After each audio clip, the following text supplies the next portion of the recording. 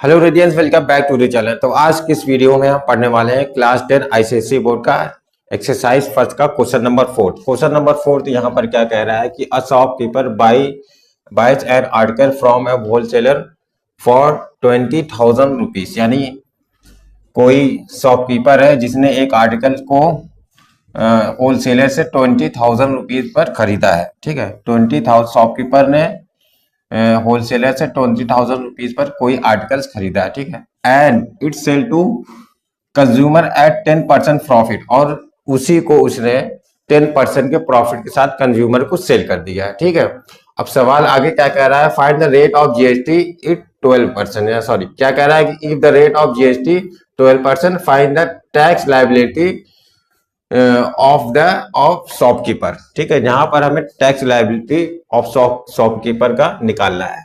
तो यहाँ पर तो सबसे पहले इस सवाल को हम समझ लेते हैं। ठीक है, इसमें देखिए 3 लोग इन्वॉल्व हैं। तो सबसे पहले इसमें क्या है, सबसे पहले इसमें मान लीजिए ये होलसेलर है। ठीक है, इसको होलसेलर को डब्ल्यू सब डिनोट करते हैं। फिर यहाँ पर क्या है, शॉपकीपर है। ठीक है, यहाँ पर आपका शॉपकीपर है, और यहाँ पर फिर क्या आपका कंज्यूमर है। ठीक है, यहाँ पर आपका कंज्यूमर है। ठीक है, अब देखिए शॉपकीपर ने होलसेलर से 20,000 रुपीज का कोई आर्टिकल है वो उसने खरीदा है। ठीक है, तो वो इसमें जो होलसेलर ने जो शॉपकीपर को सामान दिया, आर्टिकल्स दिया है, ऑलरेडी उस पर जीएसटी पेड है। ठीक है, ये जीएसटी यानी एक तरह से कह सकते हैं कि शॉपकीपर है जो वो होलसेलर से जीएसटी ले लिया है। ठीक है, जीएसटी ले लिया है, ऑलरेडी लिया हुआ है। ठीक है, इधर तो जीएसटी पेड है, इधर जीएसटी क्या है, पेड है, जीएसटी पेड है।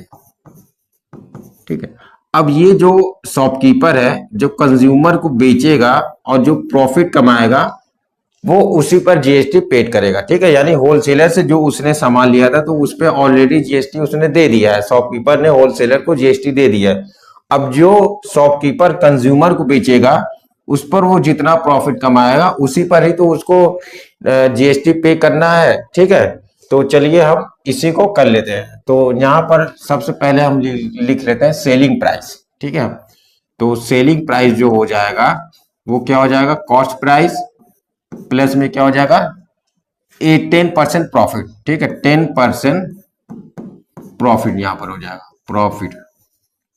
सवाल को हम काफी ध्यान से इसको करते हैं। ठीक है, तभी हमको ये सवाल समझ में आएगा।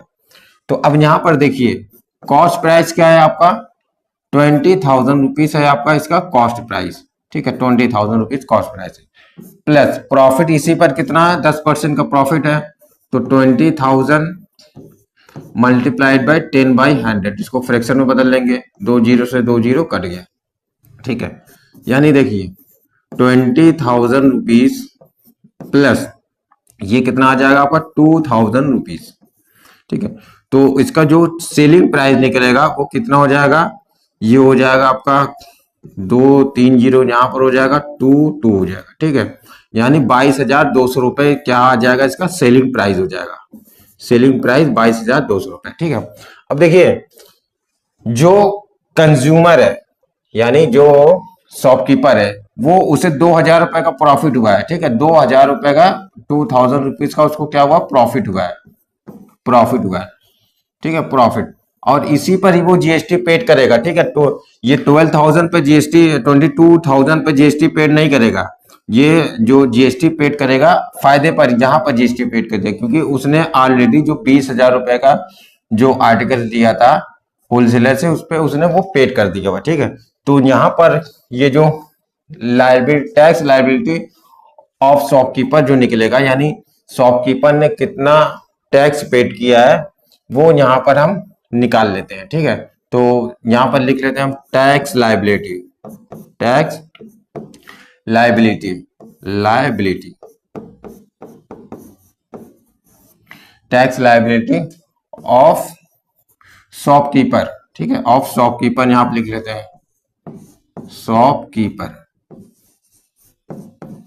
वो कितना हो जाएगा, प्रॉफिट का 12% हो जाएगा। ठीक है, यानी जीएसटी यानी प्रॉफिट, प्रॉफिट हो जाएगा, प्रॉफिट मल्टीप्लाइड बाय 12% जीएसटी, ठीक है, 12% क्या हो जाएगा, जीएसटी हो जाएगा।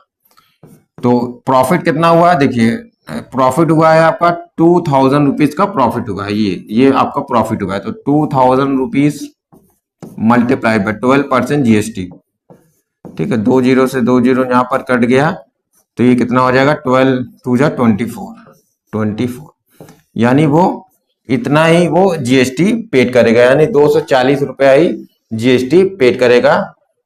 कौन पेड करेगा, जो ये सेलर है, जो सेलर है वो जीएसटी